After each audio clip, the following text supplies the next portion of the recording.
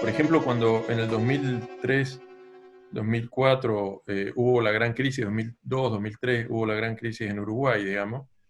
En el 2005, cuando subió el gobierno del Frente Amplio y tuvo que diseñar los sistemas de contención social de esa crisis, el famoso plan de emergencia y otros programas para poder responder, buena parte de ese diseño lo hicieron técnicos de la universidad, del Instituto de Economía y de la Facultad de Ciencias Sociales, que colaboraron para desarrollar sistemas de, digamos, programas que ayudaran al país. Es un ejemplo, ¿no? Otro ejemplo, nosotros, voy a señalar algunos ejemplos dentro de ingeniería eléctrica, que son los que conozco más, digamos.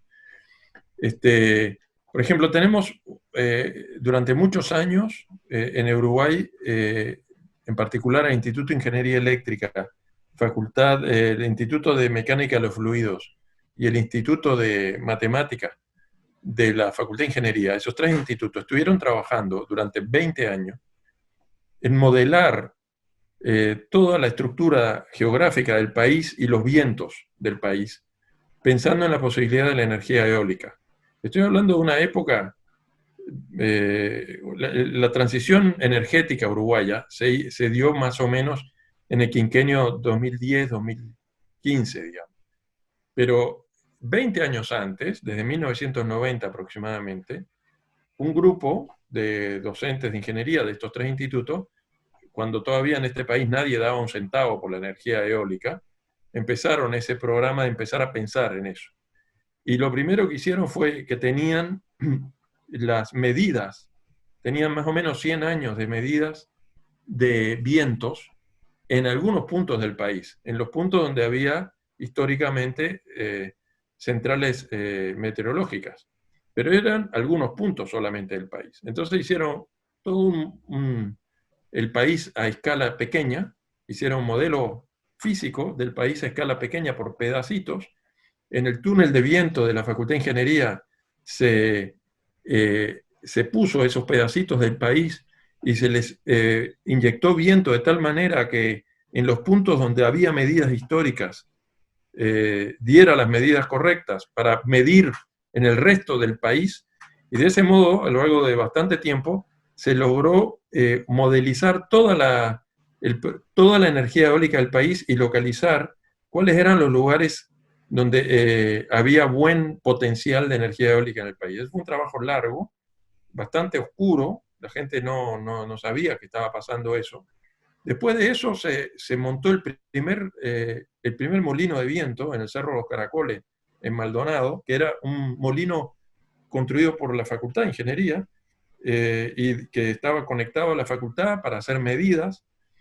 Y todo eso, esa acumulación hizo que cuando en el 2010 el Uruguay resolvió desarrollar la energía eólica y cambiar su matriz energética, que fue bastante impresionante, porque el Uruguay cambió en 5 años totalmente la matriz energética. En este momento el Uruguay prácticamente consume, aparte de, sin contar, digamos, la energía de los autos, por supuesto que es con gasolina, pero la energía industrial, digamos, la energía de las casas y la electricidad, la producción de electricidad, 98% viene de fuentes renovables. Es uno de los 5 países del mundo que tiene mayor porcentaje de energía renovable, y en algunos momentos el Uruguay exporta energía. Antes, cada año teníamos un problema porque teníamos la necesidad de comprar petróleo, un país que no tiene petróleo, para prender las turbinas cuando había sequía y no era posible generar energía suficiente con las centrales hidroeléctricas uruguayas, ¿no? Ahora, un porcentaje enorme de la energía es hidroeléctrica, pero el resto, la otra mitad, es energía eólica, energía fotovoltaica, solar, y energía también de biomasa, ¿no? Y toda esa transformación de la materia energética se basó en esa acumulación de 20 años de trabajo en ingeniería. Eso es un ejemplo que para mí es bastante paradigmático. Algo parecido ya de otro carácter, mucho más pequeño, pero también importante, sucedió unos años después, cuando desarrollamos ese programa en el interior, de desarrollo interior. Instalamos en la zona de Salto, que es la zona más soleada, ¿no? Un laboratorio que se llama el Laboratorio de Energía Solar, bajo la dirección del profesor Aval. Y ahí se establecieron toda una cantidad de instrumentos y de laboratorios, de instrumentos, digamos, para promover la energía solar fotovoltaica, en particular en Uruguay. Tanto pasiva como activa, ¿no? Ahí hay una pequeña central solar y hay instrumentos de medida únicos en el país que se instalaron ahí, que permiten, en particular, han permitido crear una red nacional de medida de la energía luminosa a nivel del suelo, en distintos puntos del país, calibrada, que permite estimar la energía solar que será producida. Porque cuando todo este proceso se fue dando, fuimos cambiando de una red eléctrica en la cual había básicamente unas pocas fuentes, ¿no? La central de Salto Grande, la central de Rincón del Bonete, algunas grandes, la central termoeléctrica que había aquí en Montevideo, una llamada la Central Valle, ¿verdad? Algunas pocas centrales y muchos puntos de consumo. Pero en la medida en que vas creando parques eólicos en distintas partes del país y parques fotovoltaicos y parques de generación de energía de biomasa, se te va generando una red bastante distinta, con muchísimos puntos que generan energía y, por supuesto, muchísimos puntos que consumen energía, que somos todos, ¿no? Y esos puntos que generan energía, a diferencia de la energía hidroeléctrica, que es que uno puede predecir con algunos días, según el nivel del agua, cuánta energía va a producir, porque va bajando, según si llueve mucho va subiendo, si hay sequía va bajando, el nivel de la represa, digamos. En el caso de la energía solar, si se pone una nube, se corta. Y en el caso de la energía eólica, si se paran los vientos, se corta. Entonces las variaciones de entrada y salida de energía en la red pueden generar desestabilizaciones de la red que pueden llegar a ser catastróficas. Ustedes en Argentina tuvieron hace algunos años apagones muy fuertes, un apagón en particular catastrófico, también hubo otro en Estados Unidos, que tuvo que ver justamente con la desestabilización del sistema, digamos.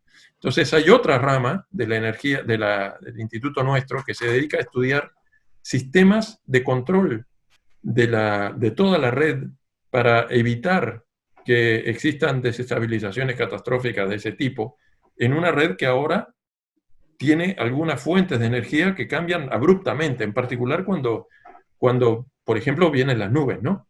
La parte de la energía eólica de alguna forma la hemos amortiguado porque ese estudio que señalé permitió establecer cuáles eran los puntos del país donde la energía del viento era más estable a lo largo del año, digamos. No necesariamente las ráfagas más fuertes, pero aquellas que son más regulares, digamos.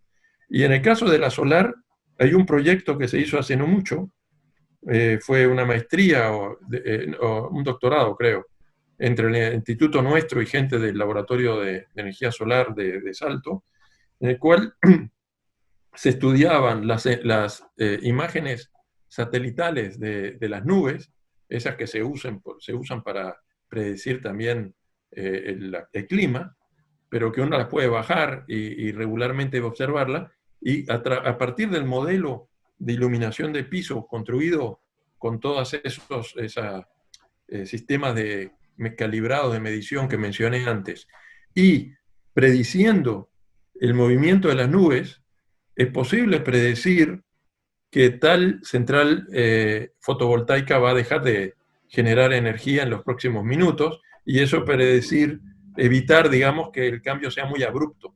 Ese es otro ejemplo de un trabajo que se está haciendo, que son trabajos que estoy mencionando que tienen alto componente científico, técnico, ¿no? Digo, esto da lugar a papers, doctorado, lo que fuera, pero que tienen una aplicación muy directa en el funcionamiento, en este caso, del sistema eléctrico.